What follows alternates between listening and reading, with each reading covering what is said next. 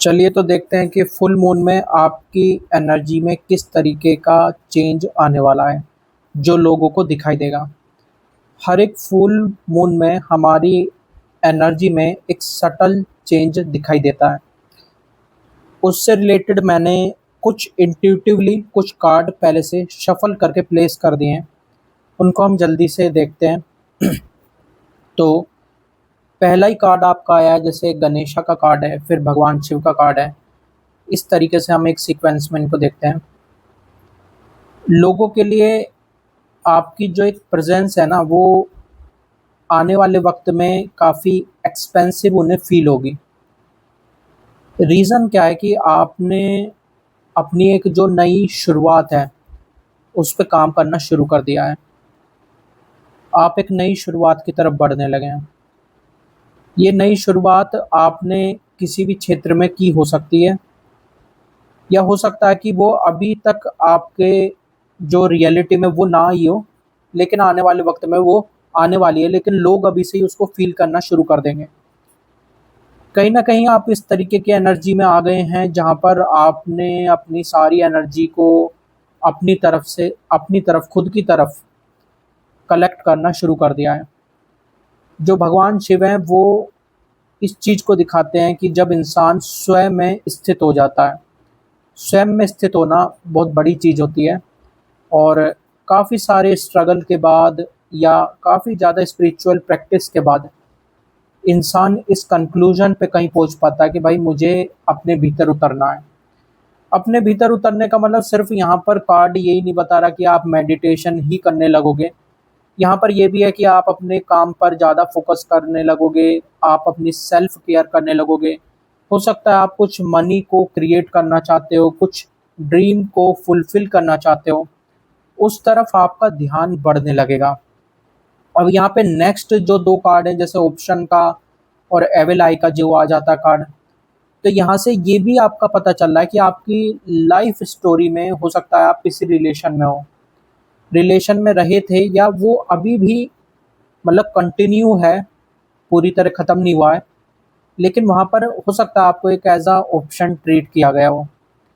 अब यहाँ पर क्या संभावना है कि होता क्या है यहाँ पर, जब हम किसी इंसान के लिए कोई फील करते हैं तो हम उस इंसान को एक इम्पोर्टेंस देने लगते हैं। तो जो सामने वाला इंसान है, कई बार उसको खुद ऐसा महसूस होने लगता है उस इम्पोर्टेंस की वजह से कि भाई मैं ज़्यादा ज़रूरी हूँ और मुझे हो सकता है कि इससे बेहतर इंसान मिल जाए। वो उस तरीके के एक ईगो बिहेवियर में आ जाता है, और इसमें क्या होता है कि वो इंसान आपको एज अ ऑप्शन बना के रख देता है। यहाँ पे ये समस्या होती है। तो हो सकता है आपने किसी के लिए बहुत ज़्यादा केयर दिखाई हो, नर्चरिंग एनर्जी आपने शो की हो, और उसने आपको इस तरीके से रख दिया। लेकिन अब जो ये नया फुल मून आ रहा है, इसके बाद आप कहीं न कहीं जो वो एक नर्चरिंग एनर्जी, जो एक फ़ोकस है, वो इस इंसान पे दे रहे थे, वो अब अपनी तरफ ले जाने वाले हो। यही स्टार्टिंग के कार्ड भी देते हैं, और यही बाद के कार्ड भी आपको सिग्नल देते हैं।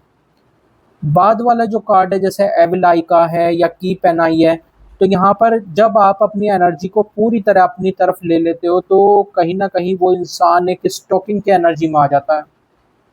तो आपको लोग वही इंसान नहीं, मल्टीपल लोग हो सकता है इस टाइम स्टॉक करने की एनर्जी में आ गए हों। वो आप पर ध्यान दे रहे हो, आपके बारे में लोग बातें कर रहे हों, लेकिन आपको पता ना हो इस बारे में, ऐसा हो सकता है। तो यहाँ पर यही है। फिर इसके बाद जो आगे का कार्ड है, जैसे मैजिशियन का कार्ड आप देख रहे हैं नीचे की साइड, तो अब भाई कभी भी याद रखना, जो आपका अपना पैशन है वही आपको सेव करेगा हर सिचुएशन में। अगर आप अपने काम को लेकर पैशनेट हो, तभी आप किसी भी रिलेशन में या लाइफ में एक अच्छी गुडविल बनाते हुए लाइफ को जी पाओगे। ये मैं पिछली वीडियो में भी आपको बताया था, और ये एक रिलेशनशिप टिप भी है, ये दोबारा से मैं दे के जा रहा हूँ कि अगर आपके रिलेशनशिप में जो फीमेल पार्टनर है वो आपके लिए रूड हो रही है, या वो अब आपकी रेस्पेक्ट नहीं कर रही है, तो कहीं न कहीं आप अपने पैशन की तरफ झुकाव कर दो। तो उसका बिहेवियर जो ये एकदम से डिफरेंट बिहेवियर आपको देखने को मिला है, ये बदल जाएगा और वो पहले की तरह ही उतनी काइंड और आपके लिए ज़्यादा लविंग हो जाएगी दोबारा से। ये एक बस एक ही ब्रह्मास्त्र है जिसके द्वारा आप अपने में इस चेंज को ला करके उस एनर्जी को शिफ्ट कर सकते हो। तो मैजिशियन वाली एनर्जी ये बताती है, अगर इस तरीके की कोई सिचुएशन बन गई थी, हो सकता है आपके जो ऑफिस है, वर्क प्लेस है, या फीमेल अगर आप लव लाइफ में वहाँ पर बन गई है, या आपकी जो करियर है वहाँ पे बनी हुई है, वहाँ पर सिर्फ आपके लिए इतनी ही गाइडेंस है कि आपको अपने पैशन की तरफ भाग जाना है, पूरी एनर्जी को उधर लगाना है, उसी से ही आपको सब कुछ मिलेगा। फर्स्ट प्रायोरिटी, फर्स्ट प्रेफरेंस, सब कुछ फर्स्ट नंबर पे। आप किसी दूसरे को नहीं रखोगे, पहले अपने आप को रखोगे। ये आपकी गाइडेंस भी है और ये इन फ्यूचर होने वाली एक इवेंट भी यहाँ पे निकल के आ रही है। तो इन फ्यूचर ये इवेंट हो सकता है। अब इस तरीके की जब आप एनर्जी में आते हैं तो वहाँ पर एक बेसिक सी चीज़ें नज़र आती है कि आप हर्मिट मोड में चले जाते कुछ देर के लिए।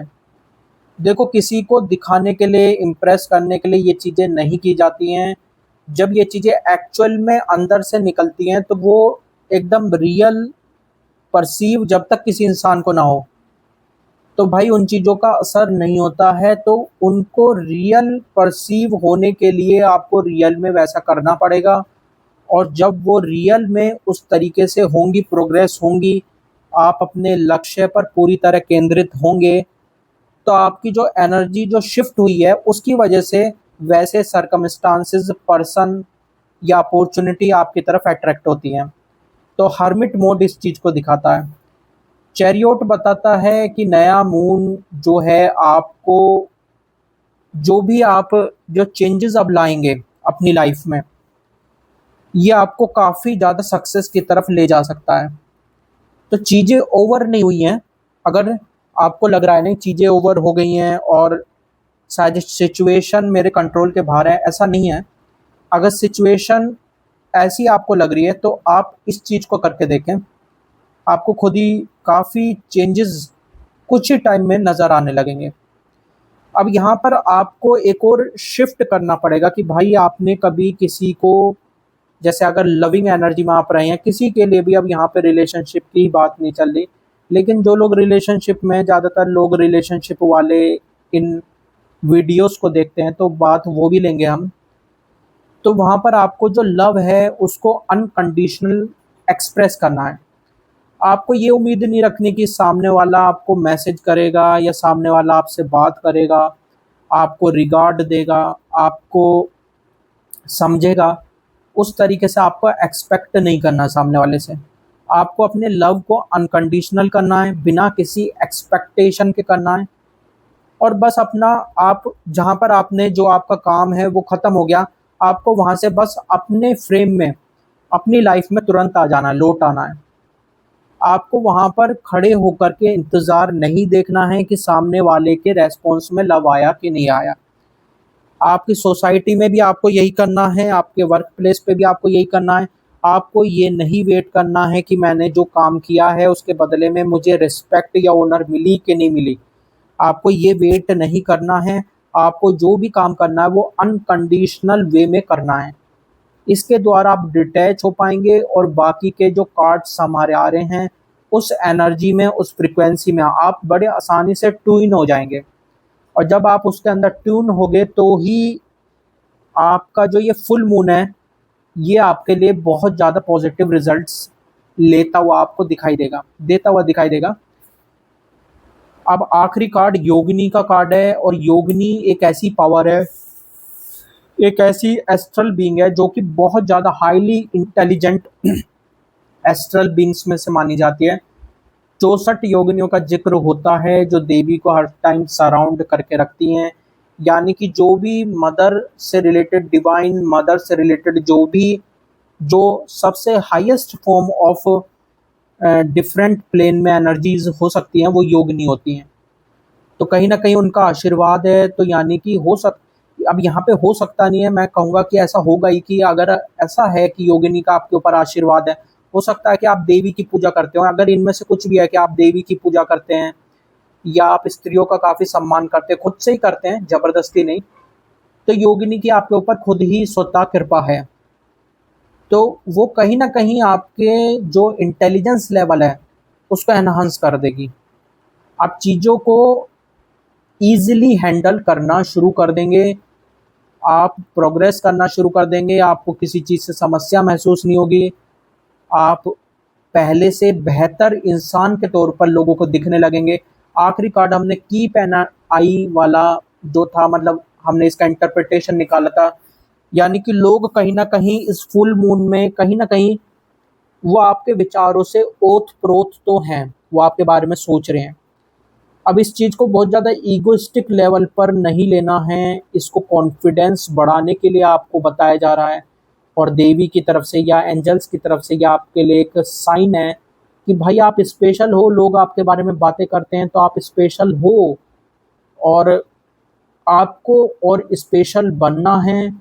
आप में कोई कमी नहीं है, लेकिन थोड़ा-सा अगर एनर्जी का शिफ्ट आप कर लेंगे इस तरीके से, जो एनर्जी बाहर की तरफ आपकी बह रही है या किसी इंसान के ऊपर अगर आपने काफ़ी टाइम और एनर्जी को अगर आपने काफ़ी ज़्यादा खर्च कर दिया है, तो आपकी एनर्जी आप जानते ही काफ़ी कंज़्यूम हो रही है उस साइड में। अगर आप उसको थोड़ा सेव करेंगे, तो आपकी थोड़ी-सी अंडरस्टैंडिंग लाइफ़ को लेके, थोड़ी-सी अंडरस्टैंडिंग अपनी पर्सनल लाइफ़ को लेके, करियर को लेके, लव लाइफ़ को लेकर के या मैरिज को लेकर के या किसी और एस्पेक्ट में आपकी एनहांस हो सकती है, ईज़िली एनहांस हो सकती है। इसमें कोई बात नहीं है। बाकी कोई भी पर्सनल कंसल्टेशन है उसके लिए आप कॉन्टैक्ट कर सकते हैं कॉल मी फॉर ऐप से। और आज की यही रीडिंग थी फुल मून पर, तो बने रहिए। आज की जो एक रिलेशनशिप टिप है उसे याद रखिए कि आपका पैशन ही आपके हर रिलेशन को बचाएगा। ये बात मेरी गांठ बांध लेना, क्या है, आप इसको ट्राई करके देख लेना।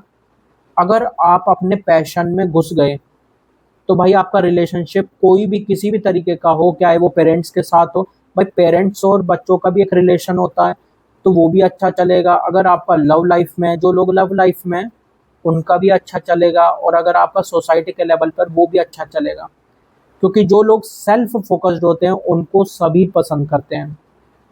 तो आज की यही रीडिंग थी। बाकी अगर क्लेम करना चाहते हैं तो आप ज़रूर टाइप करें 1414 कमेंट बॉक्स में। Thank you.